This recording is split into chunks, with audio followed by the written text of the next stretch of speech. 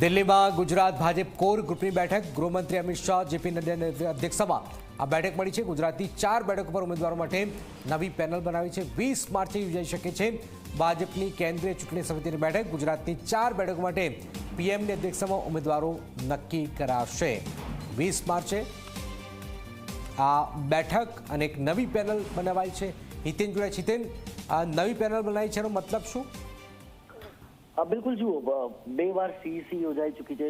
જનક ક્યાંક ને ક્યાંક જે બંને સીઈસીમાં જે નામો મોકલવામાં આવ્યા હતા તે નામો પર સહેમતિ ક્યાંક ને ક્યાંક પ્રધાનમંત્રી અને રાષ્ટ્રીય નેતૃત્વની નહોતી, જેથી પ્રદેશ નેતૃત્વને કહેવામાં આવ્યું હતું, સૂચનો આપવામાં આવ્યા હતા કે 4 બેઠકો ઉપર એક નવા નામ સાથે ફરી એકવાર આવવામાં આવે અને તે નવા નામો પર આજે ગૃહમંત્રી અમિત શાહ અને જેપી નડ્ડાની અધ્યક્ષતામાં ગુજરાત બીજેપીની કોર ગ્રુપની બેઠકની અંદર ચર્ચા કરવામાં આવી છે।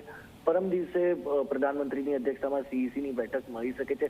તેમાં ફરી એકવાર તે નવી પેનલ ઉપર ચર્ચા કરવામાં આવશે અને નિશ્ચિત તौर પર ત્યારબાદ મનાઈ રહ્યું છે કે લગભગ 21 તારીખની આસપાસ જે છે ભારતીય જનતા પાર્ટી ગુજરાતમાં તમામ બેઠકો પર ઉમેદવારની યાદી જે છે તે જાહેર કરી દે।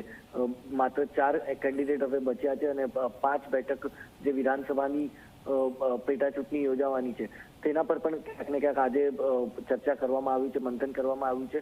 હોઈ શકે છે કે લોકસભાની સાથે વિધાનસભા પેટા ચૂંટણીના ઉમેદવાર પણ ભાજપ જાહેર કરી દે। બિલકુલ, આભાર હિતેન।